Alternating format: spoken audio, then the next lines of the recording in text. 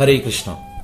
तो अगर जन्म और मृत्यु निश्चित है तो फिर तो अकाल मृत्यु भी निश्चित है। जी हाँ, अकाल मृत्यु भी निश्चित है। सुसाइड, एक्सीडेंट, ये सब ऑलरेडी प्री डिटरमिन्ड है कि ये हमारे साथ ऐसी घटना घटने वाली है। तो क्वेश्चन ये है कि अगर ये निश्चित है कि कोई मनुष्य सुसाइड करने वाला है या किसी का एक्सीडेंट होने वाला है, तो उसको प्रेत शरीर क्यों मिलता है? सपोज आपकी आयु है 60 वर्ष और आपने 40 वर्ष के आयु में सुसाइड कर लिया, मतलब कि 20 वर्ष आयु आपकी बाकी थी। दो that is also pre written कि आप इस वर्ष में सुसाइड करेंगे, बट स्टिल कर्म का सिद्धांत is very deep, we can not understand किस कर्म से कनेक्शन है, हमको नहीं समझ में आएगा ये।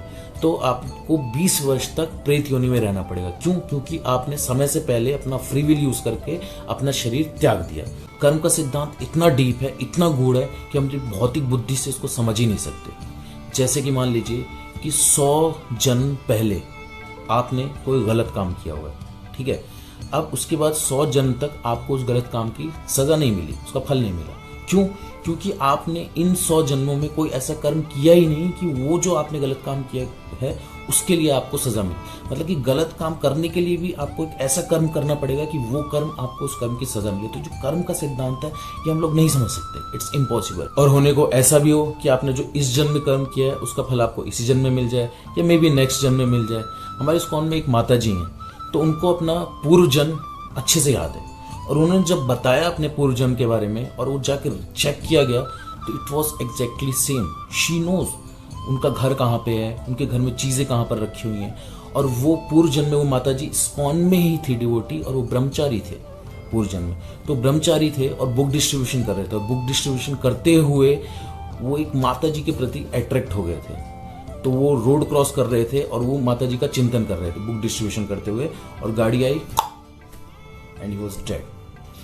लेकिन क्योंकि उनकी सुकृति थी, उन्होंने भक्ति की थी, इसलिए इस जन्म में भी वो भक्त बनी। क्योंकि उन्होंने एक स्त्री का चिंतन करते हुए शरीर त्यागा था, इसलिए उनको जो है इस जन्म में स्त्री का शरीर प्राप्त हुआ। बट स्टिल भक्ति जो है आपको शुरू से नहीं करनी पड़ती, आपने जहां से छोड़ी है वहीं से आपको कंटिन्यू करनी पड़ती है। अगर किसी ने 20% कर लिया है तो 20% से ही शुरू होगा। इट्स नॉट लाइक दैट कि आपकी शरीर खत्म हो गया, आपने शरीर छोड़ा, दूसरे शरीर में गए तो सब कुछ खत्म। तो इस भौतिक जगत में सब कुछ क्षीण हो जाता है, सब कुछ खत्म हो जाता है, लेकिन हमारी भक्ति जो है वो कभी खत्म नहीं होती। So instead of focusing on karma we should focus on dharma, what is our prescribed duty. तो श्रील प्रभुपाद जी कहते हैं ये जो हमारे हाथों की लकीरें होती है ना, ये सब चेंज हो जाएंगी। कैसे? जब हम कीर्तन में तालियां बजाएंगे, तो जैसे जैसे हम तालियां बजाएंगे सारे हमारे हाथों की लकीरें चेंज हो जाएंगी। तो डिवोटीज को, भक्तों को तो चिंता करने की जरूरत है ही नहीं कि मेरे साथ क्या होने वाला हुआ है, मेरे कुंडली में ये लिखा है, मेरे कुंडली में वो लिखा है, अच्छा मैं इतने 35 वर्ष की आयु में मेरी मृत्यु लिखी है, अब मैं मरने वाला हूँ। नो, एक डिवोटी है हमारे इस्कॉन के अंदर ही, उनकी कुंडली में लिखा था कि वो 36 वर्ष की आयु में at the age of 36 years he will die. So he was worried कि अब क्या होगा, मैं तो मर जाऊंगा। बट लेकिन हुआ क्या कि उन्होंने अपनी चैंटिंग बढ़ा दी, रीडिंग बढ़ा दी, he was totally engaged in devotional service. और हुआ क्या कि 36 ईयर्स बीत गए और 14 साल और बीत गए। मतलब कि आज की डेट में he is 50 years old and he is still alive and he is healthy. और उन्होंने बताया कि उनकी जो भी प्रॉब्लम्स थी, जो भी बीमारियां तो सारी खत्म हो गई। तो ऐसा नहीं है कि आप ये शरीर छोड़कर ही आप दूसरे शरीर में जाए वही मृत्यु है। वैदिक टेक्स्ट के हिसाब से आप इस शरीर में रहते हुए भी ये शरीर छोड़ के इसी शरीर को कैरी फॉरवर्ड कर सकते हैं अगर आप भगवान की भक्ति करते हैं। अगर आपकी आयु लिखी है कि आप 40 वर्ष तक जिएंगे, तो जरूरी नहीं कि 40 वर्ष में आपको ये शरीर छोड़ना पड़े फिर दूसरा शरीर ग्रहण करना पड़े। नहीं, अगर आप भगवान की भक्ति करते हैं तो इसी शरीर में आप नई लाइफ शुरू कर सकते हैं, जो कि दीक्षा के समय में भी होता है। जब दीक्षा होता है तो कहते हैं दिस इज द रीबर्थ। तो इस भौतिक जगत में सब कुछ फिक्स है, सब कुछ फिक्स है सिवाय भक्ति के। सो आप चैंटिंग करिए, बुक रीडिंग करिए, भक्तों का संग करिए, प्रसादम ग्रहण करिए।